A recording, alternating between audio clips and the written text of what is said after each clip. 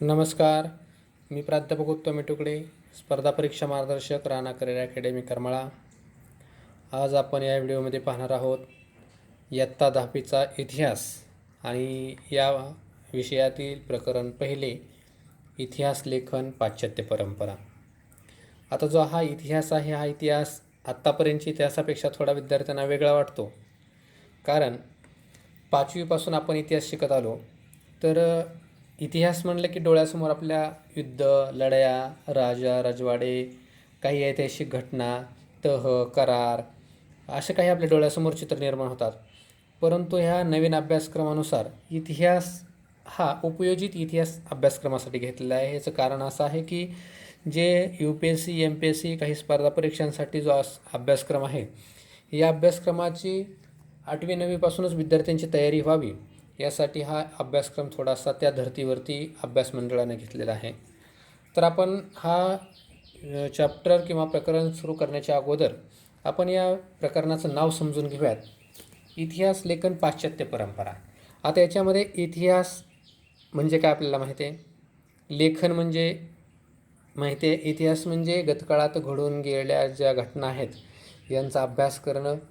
ज्या घटना आहेत त्याला आपण इतिहास म्हणतो, होऊन गेलेला काळ. लेखन, लिखाण करणं. इतिहास लेखन म्हणजे इतिहासाचं लेखन करणं. पाश्चात्य परंपरा. आता परंपरा माहिती आहेत. परंपरा म्हणजे काय, समजा एखादी गोष्ट वर्षानुवर्ष किंवा कित्येक कालखंडामध्ये तशाच पद्धतीने घडत आलेली आहे, जर आपण परंपरा म्हणतो. असं नाही की एखादी गोष्ट आपण कालपासून चालू केलेले.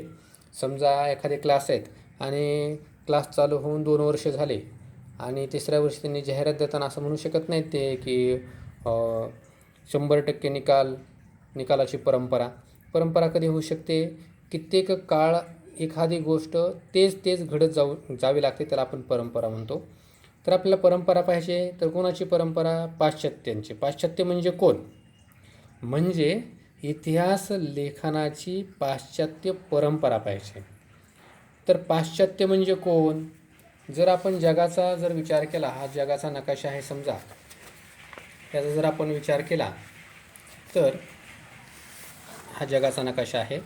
ह्याचा जर आपण विचार केला तर हा उत्तर भाग आहे, हा म्हणजे पूर्व, पश्चिम, उत्तर आणि दक्षिण आहे.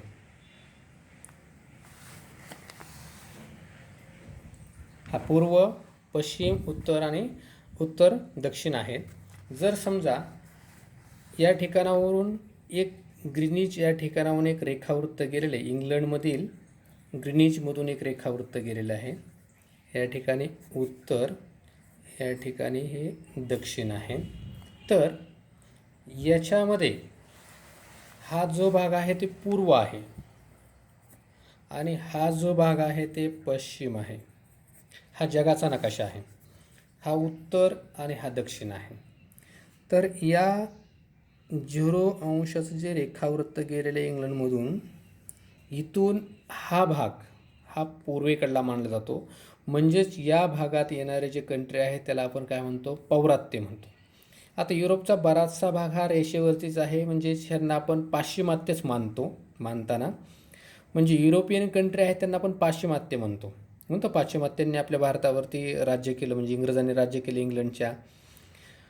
म्हणजेच आपण जे आहे ते पौर्वात्य आणि हे जे आहे ते पाश्चिमात्य. ही उत्तर अमेरिका, दक्षिण अमेरिका, युरोपचा काही भाग, आफ्रिकेचा भाग, हा आहे पाश्चिमात्य. म्हणजे आपल्याला काय पाहिजे, हा जो युरोप दिसतोय, या युरोप येथील लोकांची इतिहास लेखनाची परंपरा पाहिजे. आणि ह्या विषयातील दुसरं प्रकरण जे आहे, इतिहास लेखनाची भारतीय परंपरा, ती म्हणजे भारतीय लोकांचा इतिहास लिहिण्याची परंपरा पाहिजे. म्हणजे फार सोपा आहे इतिहास. फक्त पहिल्या चॅप्टरमध्ये काय पाहायचं की युरोपातील लोक जे आहेत इतिहास कशा पद्धतीने लिहितात, लिहिण्याची त्यांची पद्धत काय आहे, त्यांची परंपरा काय आहे, कोणाचं पाहायचं आहे? फक्त हे जे युरोपियन आहेत किंवा पाश्चात्य आहेत, पाश्चात्य म्हणजे पाश्चिमात्य, जे पश्चिम बाजूला राहतात, त्यांचे इतिहास कशा पद्धतीने लिहितात ते आपल्याला पाहिजे. आणि दुसऱ्या प्रकरणामध्ये आपल्याला भारतीय जे आहे ते इतिहास कशा पद्धतीने लिहितात ते पाहिजे. आता तुम्हाला असं वाटेल की इतिहास लिहिण्याच्या पद्धती ह्या सारख्याच असतात, असं कधीच नसतं. जर समजा तुम्हाला शिक्षकांनी वर्गामध्ये जर एखादा निबंध लिहायला सांगितला आणि सर्व विद्यार्थी जर निबंध लिहित असतील तर प्रत्येक विद्यार्थ्यांची निबंध लिहिण्याची शैली वेगळी असू शकते, पद्धत वेगळी असू शकते. कोण सुरुवात कुठल्या घटनेपासून करेल, एखादी घटना तोच विद्यार्थी निबंधाच्या मध्ये घेतील, कोण शेवटी घेतील. म्हणजे प्रत्येकाची मांडणी करण्याची पद्धत ही वेगळी असू शकते, लिखाण करण्याची पद्धत ही वेगळी असू शकते. अगदी त्याच पद्धतीनं प्रदेशानुसार सुद्धा आहे, देशानुसार. म्हणजेच युरोपियन लोकांचे इतिहास लिहिण्याच्या पद्धती वेगळ्या आहेत आणि भारतीय लोकांच्या इतिहास लिहिण्याच्या पद्धती ह्या वेगळ्या आहेत. आता आपल्याला पहिल्यामध्ये समजलं असेल तुम्हाला चॅप्टरचं, म्हणजेच ह्या चॅप्टरचं जे नाव आहे ह्याच्या नावामध्येच पूर्ण काही लपलेलं असतं. हे जर तुम्हाला समजलं असेल तर पूर्णपणे तुम्हाला हा धडा समजायला सोपा जाणार आहे. आता पूर्णपणे माहिती झालं इतिहास लेखन पाश्चात्य परंपरा, म्हणजेच पाश्चिमात्य जी लोक आहेत या लोकांच्या इतिहास लिहिण्याच्या परंपरा कशा आहेत ते पाहायचे. आणि दुसऱ्या प्रकरणामध्ये आपल्याला भारतीय लोकांच्या इतिहास लिहिण्याच्या परंपरा पाहायचा आहे. तर आपण सुरुवात करूयात. आता तुम्हाला माहिती झाली इतिहास लेखन म्हणजे काय आहे. तर आता पूर्वी मी सांगतो की ह्या चॅप्टरमध्ये आणखीन काही पॉईंट आहेत. इतिहास लेखनाची परंपरा, आधुनिक इतिहास लेखन, युरोपमधील वैज्ञानिक दृष्टिकोनाचा विकास आणि इतिहास लेखन, महत्त्वाचे विचारवंत म्हणजे काही इतिहासकार असतील त्यांची आपल्याला माहिती पाहिजे. तर आता आपण सुरुवात करूयात. गतकाळात घडून गेलेल्या घटनांची क्रमशः संगती लावून त्यांचे आकलन करून घेणे या उद्दिष्टाने इतिहासाचे संशोधन, लेखन आणि अभ्यास केला जातो. ही एक अखंडपणे चालणारी प्रक्रिया असते. आता समजून घ्या या ठिकाणी इतिहास म्हणजे इथं कीवर्ड काढायचे. कीवर्ड आपण कशाला म्हणतो, नेहमी तुम्ही अभ्यास करताना असे काही शब्द बाजूला काढायचे की जे शब्द आपण लक्षात ठेवल्यानंतर तुमचा पूर्ण पॅराग्राफ लक्षात राहील. इतिहास का लिहायचा, इतिहास का अभ्यासायचा. तुम्हाला कधी प्रश्न पडला आतापर्यंत तुम्हाला जो अभ्यासक्रमाला जे 8-9 काही विषय असतील ते विषय का म्हणून दिलेले आहेत, तर इतिहास जो विषय तुम्हाला आहे तो का आहे, नेमकं उद्दिष्ट काय का. उद्दिष्ट पहिला शब्द काय निघाला आपला, उद्दिष्ट. अभ्यास करण्याचा, इतिहासाचा अभ्यास करण्याचा उद्दिष्ट काय, का अभ्यास करायचा इतिहासाचा, किंवा अभ्यास करणं म्हणजे काय करणं आहे. तर काय सांगितलं आहे, गतकाळात घडून गेलेल्या घटनांची क्रमशः संगती लावून. शब्द कोणता महत्त्वाचा तुमचा, क्रमशः संगती लावून. समजा मी तुम्हाला जर सांगितलं की तुम्ही इतिहास लिहा. इतिहास म्हणजे काय असतं, इतिहास म्हणजे आत्ताच मी सांगितलं इतिहास म्हणजे राजे आणि राजवाडे नाही, तर इतिहास म्हणजे गतकाळात घडून गेलेली प्रत्येक घटना म्हणजे इतिहास आहे. इतिहासाचा अभ्यास का करायचा, कारण इतिहासाचा आधार घेऊनच आपण पुढची दिशा ठरवू शकतो. तुम्हाला माहिती असेल की जो इतिहास वाचतो तो इतिहास घडवतो आपण असं म्हणत असतो, म्हणजेच ते खरंच आहे. म्हणजे जर समजा पाठीमागच्या गोष्टींचे अनुभव आपल्याला असतील तर आपण पुढच्या ज्या गोष्टी आहेत त्या दिशादर्शक म्हणून आपण ठरू शकतो, त्याचं प्लॅनिंग व्यवस्थित करू शकतो. या उद्दिष्टाने इतिहासाचा अभ्यास करणं गरजेचं आहे. म्हणजेच गतकाळात घडून गेलेल्या घटना. आता उदाहरण सांगतो मी. समजा तुम्हाला मी इतिहास लिहायला सांगितला, मराठी सत्तेचा इतिहास लिहा किंवा महाराष्ट्राचा इतिहास लिहा किंवा छत्रपती शिवाजी महाराजांचा इतिहास लिहा, तर तुम्ही लिहित असताना काय करता की असं नाही सांगू शकत कधी तुम्ही समजा शहाजीराजांचा इतिहास सांगणार, नंतर मध्ये संभाजीराजांचा सांगणार, त्याच्यानंतर मध्ये शिवाजी महाराजांचा सांगणार. म्हणजे कुठंतरी एक लिंक पाहिजे, सांगण्याला काय पाहिजे, लिंक पाहिजे. म्हणजे सुरुवातीपासून स्टेप बाय स्टेप तुम्ही इतिहास सांगत आला पाहिजे, जेणेकरून अभ्यासक जे आहे त्या अभ्यासकांना एकाच वाचनामध्ये त्यांना समजलं पाहिजे, त्याचं आकलन झालं पाहिजे. म्हणजे गतकाळात घडून ज्या गेलेल्या गोष्टी आहेत ना त्या गोष्टींची काय करणं गरजेचं आहे, सुरुवातीला क्रमशः संगती लावून. म्हणजे क्रम लावायचं, ती घटना कशी घडली ते सुरुवातीला काय करणं गरजेचं आहे, क्रम लावणं गरजेचं आहे.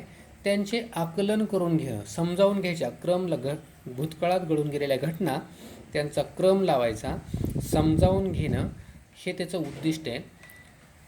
संशोधन, लेखन आणि अभ्यास केला जातो. म्हणजेच या इतिहासामध्ये संशोधन केलं जातं, लेखन केलं जातं आणि अभ्यास केला जातो. ही एक अखंडपणे चालणारी प्रक्रिया आहे. ही इतिहास कधी बंद होणार आहे का, कधीच नाही. आता इतिहास म्हणजे काय असतो, आता तुम्ही जर समजा 11वीचा इतिहास पाहिला तर 11वीच्या इतिहासामध्ये 1947 पासून 1951 पर्यंतचा भारत जो आहे त्याची माहिती दिलेली आहे. परत तुम्ही 12वीचा जर पाहिला तर 91 पासून पुढचं जी आहे पुढं आत्तापर्यंतची माहिती दिलेली आहे. म्हणजे आज जे वर्तमान काळात घडतं आहे आणखीन 5 वर्षांनंतर ते कुठल्या विषयामध्ये येईल, ते आपल्या इतिहासामध्ये येईल. आता विज्ञानाचा विचार करू आपण, सायन्सचा. काही सायन्सचे शोध लागलेले सुद्धा त्याचा काय आहे, त्याचासुद्धा एक इतिहास असतो प्रत्येक गोष्टीला. तुम्हाला 9वीमध्ये असताना एखादा पेपर लिहिण्यासाठी तुम्हाला टाईम मिळाला नाही किंवा टाईम तुम्हाला मॅनेज करता नाही आला, ते तुम्ही विचारात घेऊन 10वीसाठी प्लॅन केलं, म्हणजे हे सुद्धा काय आहे, तुमच्या पाठीमागे घटनांचा काय आहे, इतिहास आहे. तर ही एक अखंडपणे चालणारी प्रक्रिया, हे कधीच बंद होऊ शकत नाही. इतिहास लेखन हे कधी बंद होऊ शकत नाही, कारण का जे आज वर्तमान घडतो तोच काही काळानंतर इतिहास बनतो. म्हणून इतिहासाचा अभ्यास, लेखन, संशोधन हे कधीही बंद होऊ शकत नाही. ती अखंडपणे चालणारी एक प्रक्रिया आहे. आता आपला एक पॅराग्राफ झाला, याच्यामध्ये आपल्याला एवढं कळालं की इतिहासाचा अभ्यास करण्याचा उद्दिष्ट काय आहे, संशोधन, लेखन, अभ्यास का करायचा, गतकाळात घडून गेलेल्या घटनांची क्रमशः संगती लावून आकलन करून घेणं, या उद्दिष्टांसाठी संशोधन, लेखन आणि अभ्यास करायचा हे माहिती झालं. आणि ही पद्धत कशी आहे, अखंडपणे चालणार आहे. किती सोपं आहे हे.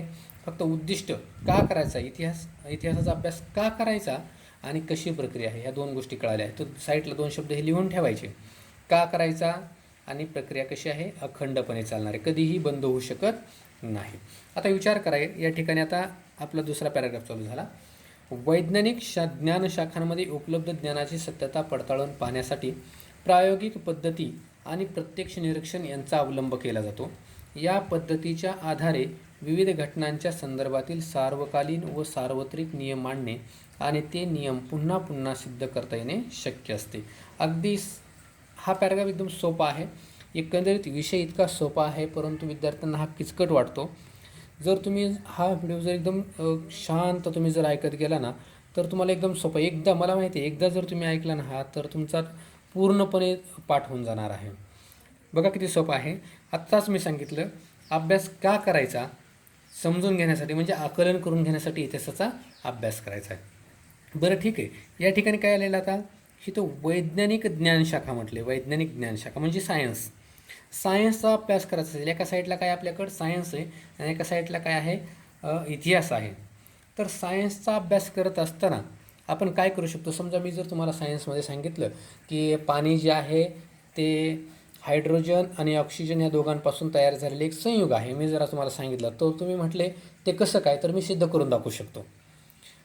ते एक संयुग आहे, मीठ संयुग आहे, हे मी तुम्हाला पूर्ण गोष्टी, सायन्सच्या प्रत्येक गोष्ट आपण सिद्ध करून दाखवू शकतो. ती पद्धत कशी आहे, प्रायोगिक आहे, प्रयोग आहे. सायन्समधलं काय आहे, प्रायोगिक पद्धत आहे आणि प्रत्यक्ष निरीक्षण आहे. मी जर समजा पाणी हे संयुग आहे मी तुम्हाला दाखवत असेल, तर त्याचं निरीक्षण करू शकतो आपण, त्याचा प्रयोग करू शकतो. परंतु समजा मी जर म्हटलं पानिपतचं जे तिसरं युद्ध आहे अहमद शाह आणि अब्दाल यांच्यात झालं, आणि तुम्ही जर म्हटले कसं काय झालं दाखवा, तर कुठं दाखवणार मी, त्याचं काय आहे का नाही. समजा मी म्हटलं शिवाजी महाराजांनी अफजलखानाचा कोतळा बाहेर काढला, तुम्ही म्हणणार कसा काढला बघू, आता मी काय परत काढून दाखवणार का, त्याचा नाही. म्हणजे इतिहासाचा अभ्यास करताना प्रयोग करता येत नाहीत आणि निरीक्षण करता येत नाही. प्रयोग का करता येत नाही, कारण त्या गोष्टी आपल्याकडे उपलब्ध नाहीत. काय शिवाजी महाराज नाही ना अफजलखान नाही. आणि प्रत्यक्ष निरीक्षण करायला आपण त्या काळात नव्हतोच, तर निरीक्षण कुठून करणार आहे. म्हणजे आपल्याकडे जर 2 विषय जर असतील, समजला दुसरा पॅराग्राफ एक सांगितला काय तुम्हाला, एक तुमच्याकडं एक विज्ञान आहे आणि दुसरा आहे इतिहास. हे 2 जर तुमच्याकडं हे विषय असतील, तर विज्ञानाचा अभ्यास करताना प्रयोग करता येतात, इतिहासाचा अभ्यास करताना प्रयोग करता येत नाहीत. विज्ञानाचा अभ्यास करताना निरीक्षण करता येतं, इतिहासाचा अभ्यास करताना निरीक्षण करता येत नाही. म्हणजे दोघांच्यातला फरक कळाला. एक, विज्ञानाची जी अभ्यास करण्याची पद्धत आहे ही प्रायोगिक आणि निरीक्षणात्मक आहे, लक्षात ठेवा. म्हणजे प्रयोग पण करता येतात आणि निरीक्षण करता येतं. इतिहासामध्ये प्रयोग पण करता येत नाही आणि निरीक्षण करता येत नाही, कारण प्रयोग करण्यासाठी त्या वस्तू किंवा व्यक्ती आपल्याकडे नाही आहेत आणि निरीक्षण करण्यासाठी त्या कालखंडामध्ये आपण नव्हतो किंवा आपल्यासमोर घटना घडलेल्या नाहीत. म्हणून आपल्याला विज्ञानाची जी पद्धत आहे ती इतिहासात वापरता येत नाही. एकदम साधन सोपे, दोघांच्यात फरक एवढाच आहे, विज्ञानात कशी पद्धत आहे आणि इतिहासात कशी पद्धत आहे. आता वैज्ञानिक ज्ञानशाखांमध्ये उपलब्ध ज्ञानाची सत्यता पडताळून पाहण्यासाठी प्रायोगिक पद्धती आणि प्रत्यक्ष निरीक्षण यांचा अवलंब केला जातो.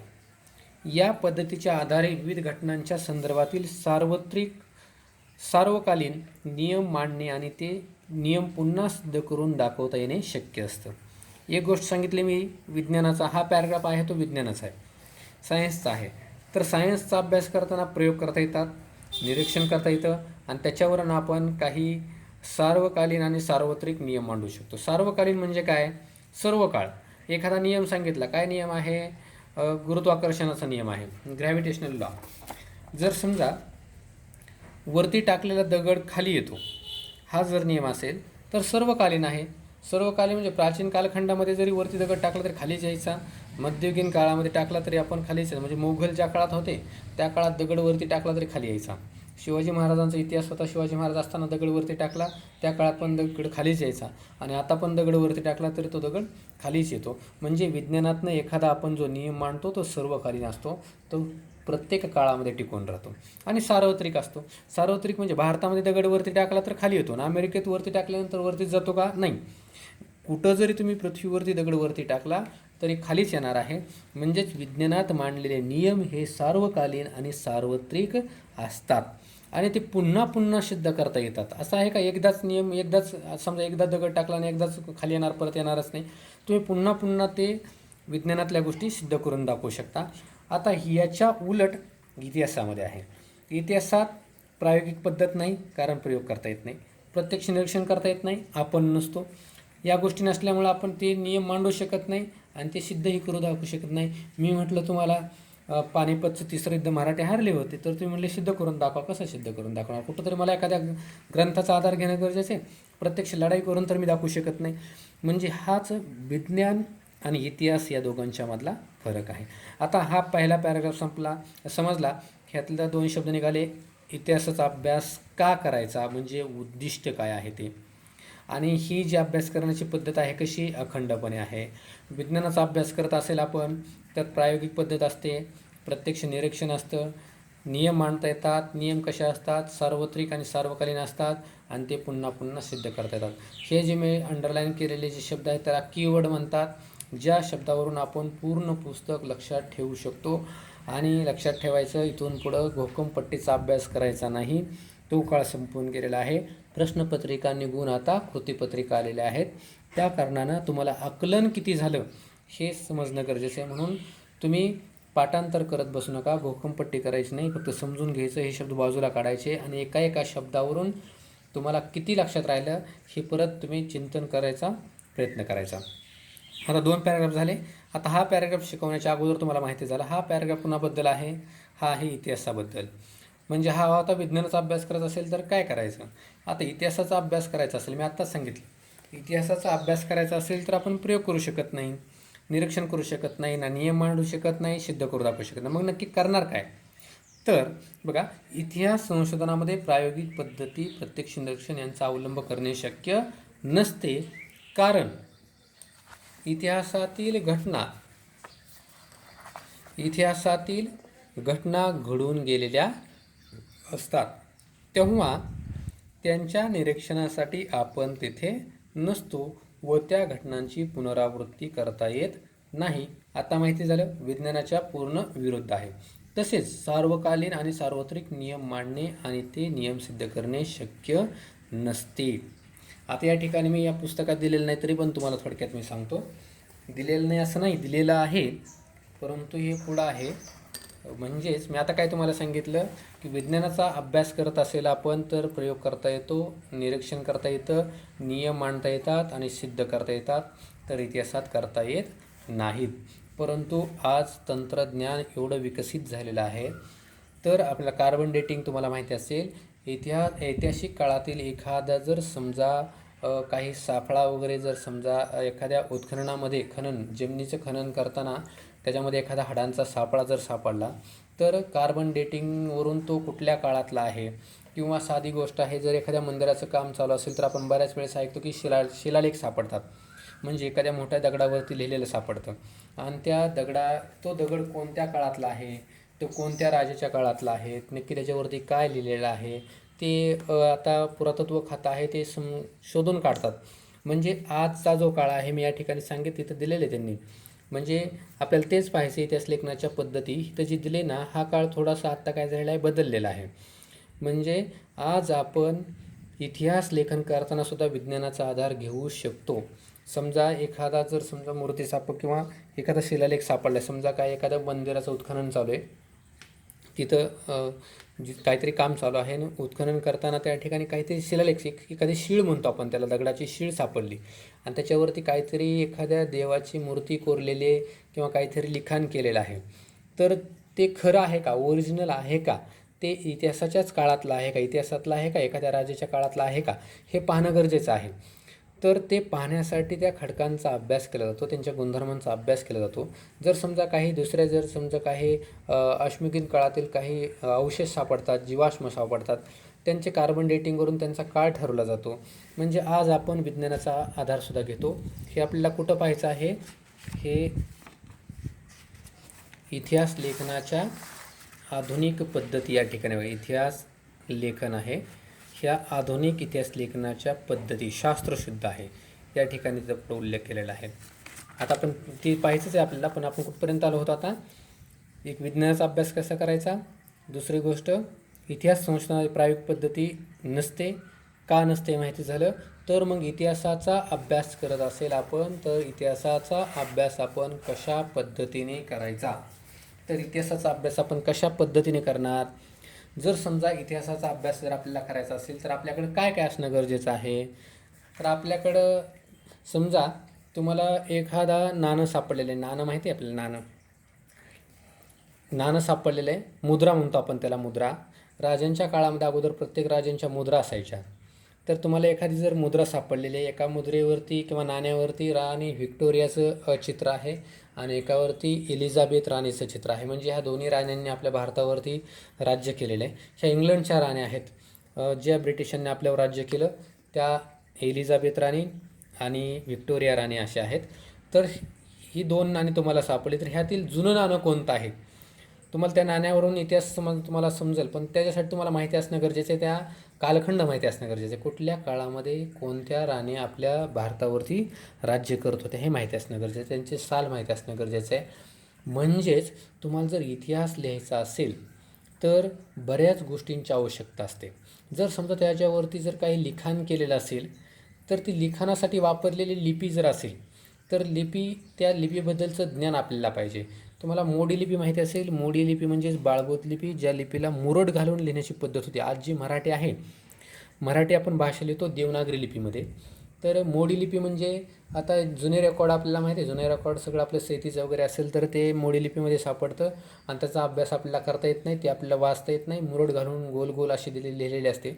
तशा पद्धतीने जर लिखाण केलं असेल आणि त्याच्यावरून जर आपल्या इतिहासाची जर माहिती घ्यायची असेल, तर आपल्याला काय काय गोष्टींची गरज आहे बघा. इतिहासाचा अभ्यास करण्यासाठी कोणत्या गोष्टींची गरज आहे, मी एकदा लिंक देतो तुम्हाला. आपण काय काय पाहिलं बघा. इतिहास का पाहायचा, म्हणजे संशोधन, लेखन, अभ्यास का करायचा, आणि ही पद्धत कशी आहे, अखंडपणे. हा पॅराग्राफ जरा थोडा व्यवस्थित करून घ्या. संशोधन, इतिहासाचं संशोधन, लेखन आणि अभ्यास का करायचा, तर घटनांची क्रमशः संगती लावून आकलन करून घेण्यासाठी. म्हणजे हा थोडा उलटसुलट आहे बघा, परत सांगतो. इतिहासाचं संशोधन, लेखन, अभ्यास का करायचा, तर घटनांची क्रमशः संगती लावून आकलन करून घेण्यासाठी. विज्ञानाचा अभ्यास करण्याची पद्धत, इतिहासाचा अभ्यास करण्याची पद्धत, ह्या दोन्ही ह्या वेगळ्या आहेत. जी विज्ञानात वापरतो ती आपण पद्धत इतिहासात वापरू शकत नाही. तर इतिहासात अभ्यास कसा करायचा हे आपण इथं पाहणार आहोत. म्हणजे तिसरा पॅराग्राफ कशाबद्दल आहे, इतिहासात अभ्यास आपण विज्ञानासारखा करू शकत नाही, तर मग कसा करायचा. तर इतिहासाचा अभ्यास जर करायचा असेल तर सर्वप्रथम ऐतिहासिक दस्तऐवज म्हणजे काय की अगोदर खलिता आपण म्हणतो. राजा एखाद्या दुसऱ्या राजाला जर समजा पत्र पाठवायचं असेल तर ते खलिता असायचा, असं उघडला जायचा तो आणि वाचून दाखवला जायचा. म्हणजे त्यांच्या हातानं हस्ताक्षरात जे लिहिलेलं आहे ना, त्याला आपण दस्तऐवज म्हणतो. म्हणजे काही कागदपत्रे असतील, म्हणजे ते कागदपत्र लिहिण्यासाठी ज्या भाषेचा किंवा लिपीचा वापर केला गेला असेल.